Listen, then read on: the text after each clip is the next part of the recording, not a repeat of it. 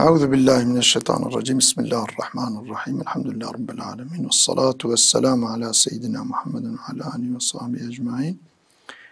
تماشاوان انهیجات برنامه دیده ام دی سال پیش بریونه خود تعالی توفیق ما وج آراس ربده برنامه مال سر عقیده اسلامیه ام لسر عقیده ویگا اف حیات عالم برزخی عالم قبری که چاوایه که خدا پیغمبری خودت وی خسته چکوتنه اهل قبره که تین عذاب دان یا خود نعمت و خوشی جواره هیتنیه أميل سرفيت ساكننا إدي سماع الموتى والاستئناس بزيارتهم والتلقين. عن عائشة رضي الله عنها قالت قال رسول الله صلى الله عليه وسلم ما من رجل يزور قبر أخيه ويجلس عنده إلا استأنس به. جديا مع عائشة هاتي الروايات كرين خوي طلع راضي بناخ عليك ويجي رسول الله صلى الله عليه وسلم روايات كريا رسول الله قوتيه چه إنسانك يكو قبر براي خو زيارت بك ويجلس عنده البالغ رون البرقبراوي رونا إلا استأنس به مطلقا صبرا برايوي برونشتنا ويا ويدي صبراوي دي. أورده ابن القيم الجوزية في كتاب الروح. ابن القيم الجوزي كتاب أخوي الروح ده اف حديثة هاني رواية كريه. ابن قيم الجوزي مشهورة يعني عالمكي مشهورة كو يعني حديث ضعيف وياخد حديث موضوع قبولناك بالخاصة حديث موضوع قبولناك حديث الصحيح جي أكثر وقبولناك يعني مشهورة بتدقيق حديثتك تشتكو زانبكي ناقوتني رسولنا يعني ناخ كتابي خواه. وقال ابن عبد البر ثبت عن النبي صلى الله عليه وسلم أنه قال رسول الله تثبيت كريكو رسول الله وها قوتيا ما من رجل يمر على قبر أخيه كان يعرفه في الدنيا فيسلم عليه إلا رد الله عليه روحه حتى يرد عليه السلام. دبي يعني ابن عبد البر قلت رسول الله صلى الله عليه وسلم قلت يا شقا شخص كي كنت بر قبرا براكي خده هرا والدنيا وي براي خو ناستك يعني هفدو ناستك عند الدنيا ده تدي غاية دفرده دمكيش براي إسلامية يعني نا براي جديبا چونكو براي جديبا وش خو مطلقة هفدو ناستك وقتا براي جديبا بانا يعني پیغمبر من ندقو كوي ناس بك مطلقة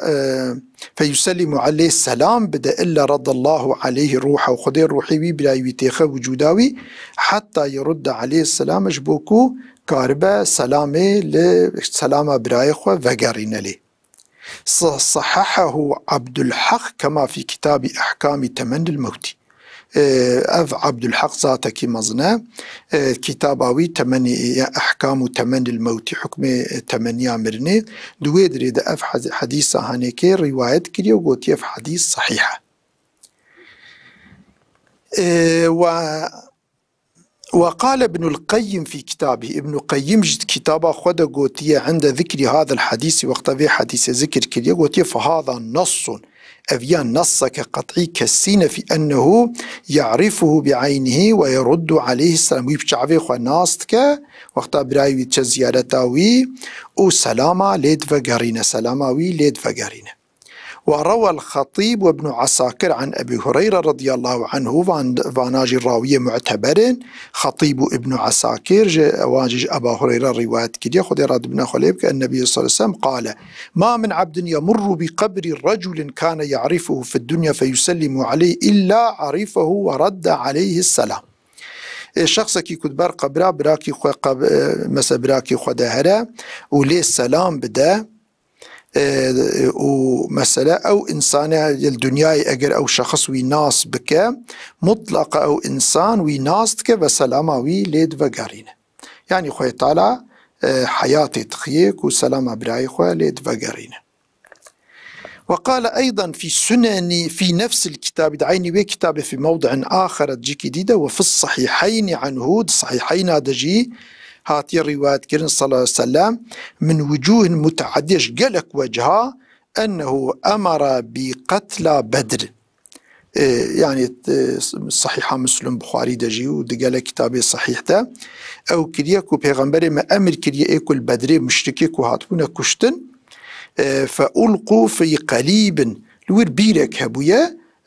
يعني بأمر رسول الله وأنسان آفيت ويبيري ثم جاء حتى وقف عليه وناداهم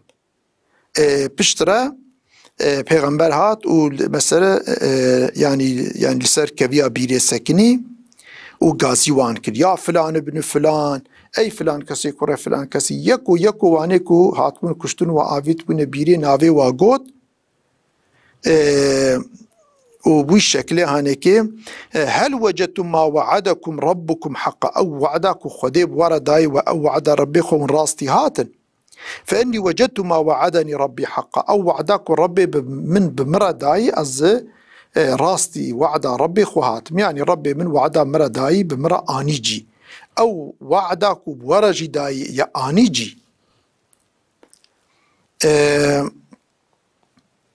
فقال له عمر حزتي عمر قو يا رسول الله ما تخاطب من أقوام قد جيفوا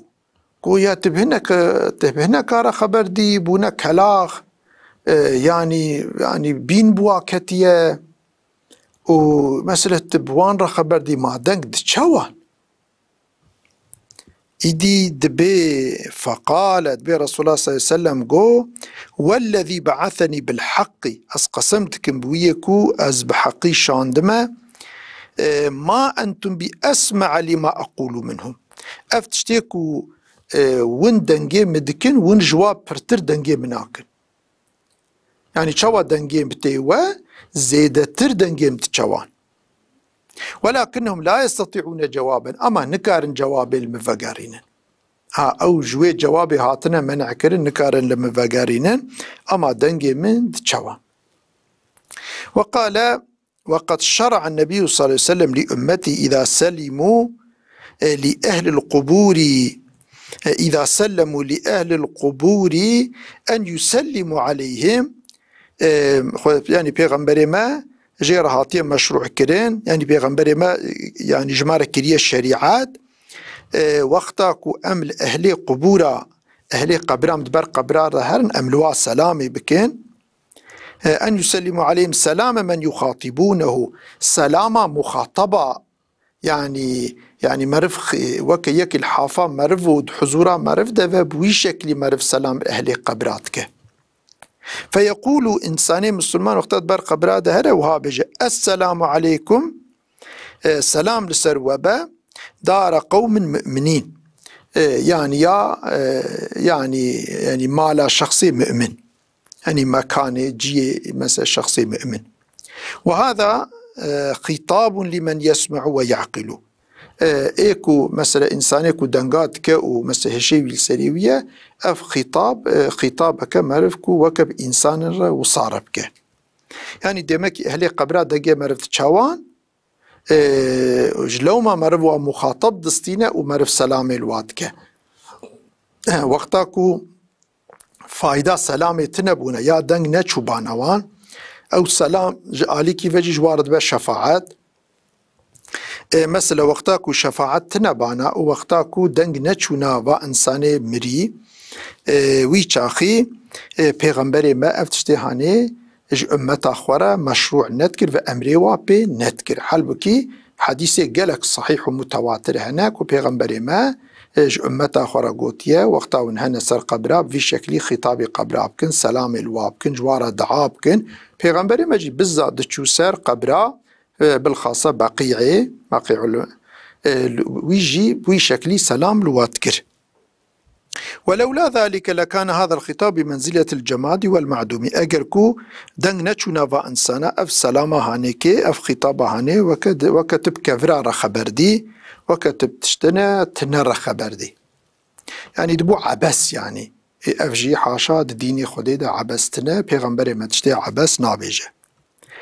وثبت عن النبي عنه صلى الله عليه وسلم رسول الله ثابت بالروايات الصحيح أن الميت يسمع قرع نعال المشيعين له إذا انصرفوا اوی کچونه سر مثلا یک مریه ای کچونه سر قبراوی ویج بو دفناوی وقتا کو وی دفن دکنو دفگرن دنگ صولي وان دچوي انساني مري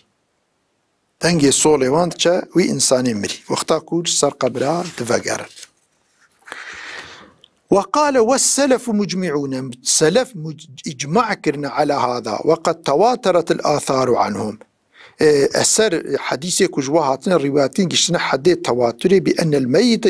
يعرف زيارة الحي له ويستبشر له. مري قاوا انسان چه زيارتا امري يعني بيت حس زانك وكي هاتيه زيارتاوي و بهاتنا ويجي كيف خوشت به ايكو چه سر قبرا انسانك امري اوي مري ويناستك زانك هاتيه زيارتاوي و بوي هاتنا ويجي كيف خوشت به. افجي طبي دي كتابة الروح لابن قيمات كتابة ابن قيم ده اف هتشتهاني هي ابن تيمية شخص كي إنسان كي معتبره حديث يكون نصحيح بين يكو اعتبار جوارة تنبه ناخ كتابي خو نجا أخلاقي بيه. في شكل هانيكي إيدي وقال أيضا تجيك ديدا وها قوتي في الفتاوى مسألة الأحياء إذا زاروا الأموات هل يعلم الأموات بزيارتهم؟ جي برسينا قوتي أفيكو صاغد چنا زيارتا مريا معجبا مري بزيارتا وان زانن كبنا فرقي وهل يعلمون إذا مات من أقاربهم أو غيرهم أو غيره أم لا؟ عجبا أفيكو أقربي وان دمرن بمرنا وان فرق تكنكو مرنا يعني مري بمرنا أقربي خوا فرق تكنكو مرنا يا هي صاغن يا فلانة في شكل زانن. الجواب نعم أوي وها جواب قوتي بلي فقد جاءت الآثار وآثار الصحيح بتلاقيهم وتساؤلهم وعن أعمال الأحياء على الأموات. يعني الروح وأهل قبرا من طبيعي صالح أهل قبرا تينا باحف دقيجنا حفدو سؤالاج حفدو تكين وتشتكو عملي مثلا صاغا كيجا صاغ أقربيوان أو كيجا صاغ كي تشتكت برسن على الأموات. كما روى ابن المبارك وشاوكو ابن المبارك الرواية كي ذات كي مزنة عن أبي أيوب الأنصاري ويش حضرتي أبا أيوب الأنصاري الرواية كي قال إذا قبضت نفس المؤمن وقتاكو رحي إنساني مسلمان جيتي ستاندن تلقاه أهل الرحمة من عباد الله. أهل الرحمة عبادي خدي راستي ويتين كما يتلقون البشير في الدنيا. شابا يكيكو مزجيني كي الدنيا دبينا يكجيكي دور ولا أهل ويجيليد جفن عين ولو يكيكو دمراجي يكي شخص كي مسلمان بمرا عبادي خدي صالح وإنساني مؤمن ليد جفن فيقبلون عليه ويسألونه وقبول دكين وسؤال جيتكين فيقول بعضهم لبعض هناك شهفرات بيجين انظروا أخاكم يستريح بحيرة كافيكا دفجي بدن هنوات يبران كي استراحت كهيجا فإنه كان في كرب شديد وهي نوجناب أقرب خو دوستي خو هاتيه فيدري هنا كيوي بحالي بيبهلن بلا هنا كي استراحات بك بشتر أمي سؤالي خجيبكن. قال فيقبلون عليه بري خد الدنيا بشترا ويسألونه وبرسوء سؤال وبرسا جيتكين ماذا فعل فلان وفلان كس تشتك ماذا فعلت فلانة فلان بيرك تشتك هل تزوج زوجية يانا ارتغوار حاصلي هر كس جا حالي أقربي خو دوستي خو فلاني خو برسا إيدي لفير أفاني كو عذاب قبري إنكار دكين ونعمتي قبري إنكار دكين ود بيجين إنسان قبرا خودا مرينة دنگ ناچوا هناك دليل أخو بفي آياتين بآياتش خورت كنا دليل. وأما قوله تعالى بآياتك بإنك لا تسمع الموتى تدنگ نكاري ببيمريا وقوله تعالى دا آيات كيدت بيجا وما أنت بمسمع من في القبور كنت قبرا دنات نكاري دنگ ببيوا أفيا فالمراد بهذا السماع غاية بفي دنگ برني سماع قبول وإذعان للإيمان يعني السؤال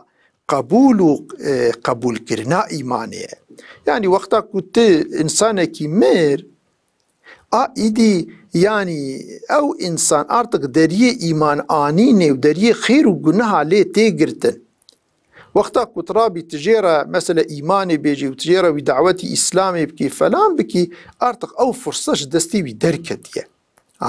Ew insan tu nikarî deng bî miriya yanî tu nikarî îmanê bi miriya bidî qebûl kirin lewra mirî deriyê ew kê lê hatiye girtin deriyê imtîhanê.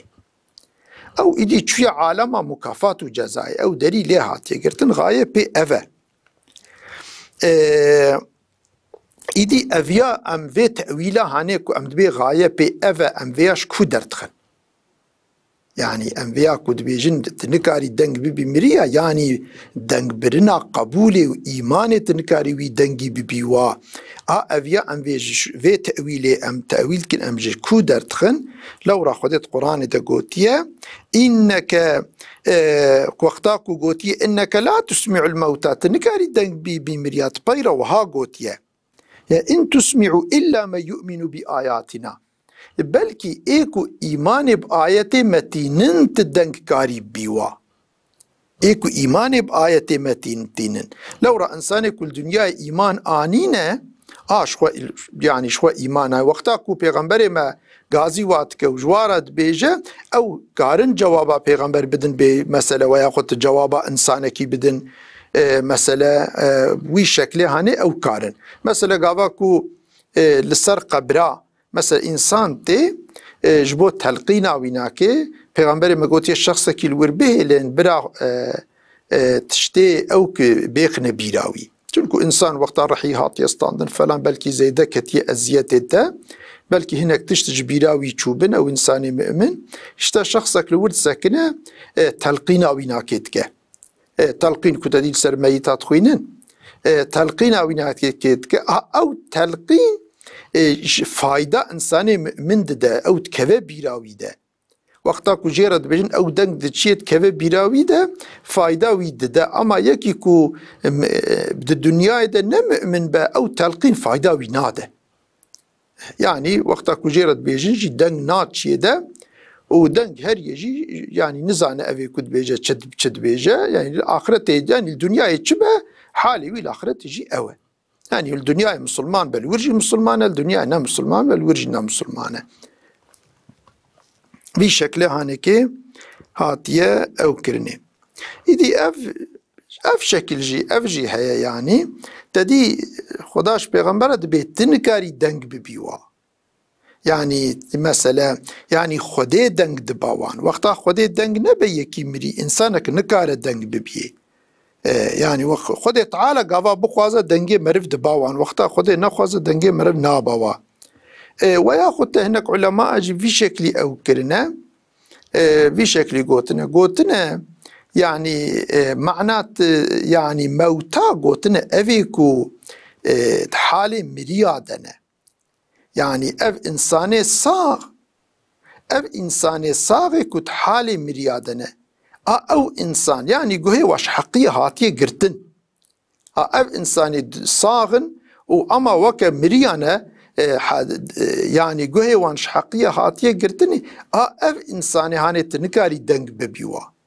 Çiman vî tiştê hanê em dibêjin lewra gelek hadîsê sahîh ku vêga ma xwendin hadîsê sahîh ku vêga pêxemberê me wexta ehlê bedrê müşrikê wan avîte bîrê û ew kir vana sahîhin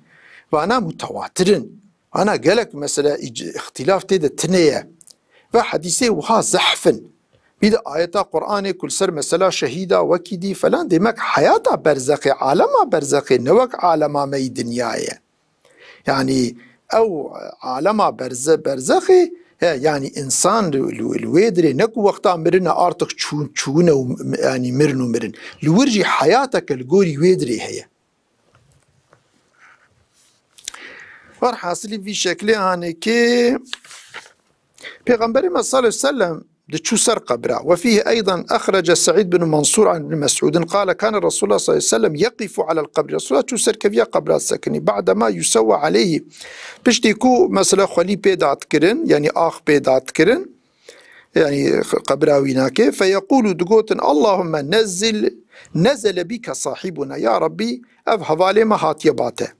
يعني هاتي عالم آخرتي وخلف الدنيا خلف ظهري، الدنيا طبي خورهشتيا. پیغمبر ما تقول اللهم ثبت عند المسألة، يا ربي وقتا ملائكة ورن سؤال جي بكن منكر ونكير سؤال جي بكن ت لنجي وي ثابت بهلي توي او كبكي، يعني ت قوتنا كل دنيا حالي وي ايماني قوتنا اشهد ان لا اله الا الله وات وي السروي ثابت بهلي بيخي بيراوي منطقه، ولا تبتليه في قبري تتقبراوي ده تويندي يعني امتحان نكي تويندي عذابه بما لا طاقة له بي، امتحانك كوزي ضيقة وتاويبة يا ربي امتحان كوصا نديه ده. في شكل هانكي قالك علماء في خصوص ده او كرنا يدي يكش دليلك وحياة آخرتك وعذاب ويناكي هي وأعمال إنسانتين عرس كرني. قال الله تعالى خدي قوتي النار يعرضون عليها غدوة وعشية، قوتي اف مثلا قوم فرعون كود افي دخنقين خدي تعالى القرآن دت بيجا صبو ايفارا تين عرسكرين لسر آقر، يعني صبو ايفارا خدي تعالى جل جلاله بي جيوة جهنمي دا افدر ونيد فيدري دا او آقر دا جيوة جهنمي دا افدر سوركلي جيوة جهنمي دا شخو عذابك وتديتنش غيري ويجي جيكو جهنمي دا ويتي دا بجين ويجي واجي نشاني وادنج بو ازيتي بي ببين. وأخرج أحمد والحكيم الترمذي، أحمد وحكيم الترمذي رواية كنا في نوادر الأصول، وأبو مندى أو يعني شخصك إنسان كي معتبرة قال رسول الله قوتيا إن أعمالكم تعرض على أقاربكم، دبي يعني رسول الله صلى الله عليه وسلم قوتيا عملي وتعرس كرن لسر أقربائي وعشائركم سر عشيري من الأموات جمريا فإن رأوا خيرا استبشروا، أجر بنيرن عملي وان خيرا كيفا وانتي، يعني وقتا كوفيقا أقربي ما يكون مرنا أف عملي ما يكون أمدكن للدنيا خير بالشربة خدي وي عملي ما نشاني واندده، أجر أو عملي ما خير بشخوا كيفا واتي. وإن كان غير ذلك وقتا عملي إنسان نخير بالشربة قالوا اللهم لا تميتهم حتى تهديهم، قلت يا ربي ترحيوا نصتني حتى توا هدايتك كما هديتنا شوكو تأم هدايتك أوريا حق راس ديني خو تديني خو نشاني مدى كما بي إيمان آني يا ربي توانجي لسر إيماني بمرني توان هدايت بكي. ها في شكل هانك هر إنسانك عملي وي تعرس كرن سر أقرباي وي مسلمان. وأخرج الطيالسي في مسند عن جابر بن عبد الله قال قال رسول الله صلى الله عليه وسلم برسول الله وها قلت إن أعمالكم تعرض على عشائركم عملي والسر عشيري وتين عرسكر وأقاربكم أقربي وفي قبورهم تقبري واندا، فإن كان خيرا استبشروا أجر أو عملي وخير بكيفا وانتي، وإن كان غير ذلك عملي وان خير بقالوا اللهم الهمهم أن يعملوا بطاعتك يا ربي إلهامي بديوانكو بطاعتي تعمل بكن، يعني إطاعة أمري تبكن توي بيخي بيراوان توان هدايتي ويدريبك.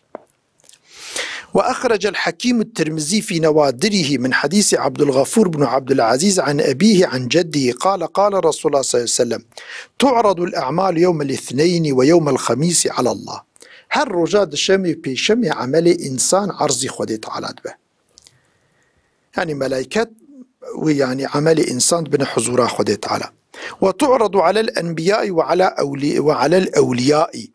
عمل إنسان لسر پیغمبر أجي ولسر أولياء أجي، والأمهات يوم الجمعة ولسر دي مرفجي رجا جمعي، هي رجا جمعي أنبياء أولياء ودي مرف عمل مرف دبينن خدي تعالى نشاني واندده، فيفرحون بحسناتهم حسنات وان كيف خوش دبن وتزداد وجوههم بياضا وإشراقا روي وان دها زيدا روناي دبه چونكو كيفاواتيك يعني أقربي وان زاروكي وان أولادي وان دريا خودي دنه يا پیغمبر أمتا وان كو دريا خودي ديه يجي أولياء خودي تعالى فاتقوا الله ولا تؤذوا أمواتكم، تقوى يا خودي بكن أزيت ندن أقربي خواه ندنا مريه خو چونكو مريه و بعملي و كابنا فرقي خدي نشاني وادده بيت حسن جبوه قاواون عملي نباش بكن ازيتي بيد بينن بي محزون دبن وقتاون عملي قج بكن كيفواته. وأخرج ابن المبارك وابن أبي الدنيا والبيهقي في شعب الإيمان عن النعمان بن بشير نفتف حديث الفيدري الفر أو كما قديا خدي تعالى توفيق ما وتفجأ قنجر بدا هيك كان حديثي دي جيهابون أما زمان ما نما خدي تعالى آلي كاربه إن شاء الله دوي خصوصي ده تشتي لازم بقى ميجهف دورا بيجن اف تشتي ما قوتي تف حديثي معتبرن تفجي اجزاتي معتبر هاتنا جبر ويناكي اوان تشتيكو ايكو فان تشتا انكار دكن وانا تدليلك دستي وادتنا تاني تغمينو وتشتي خود بيجن تشتيكو شيطاني خوهين كرند بيجن يعني تدليلك دستي وان دتني والسلام عليكم ورحمة الله وبركاته أمانتي خدي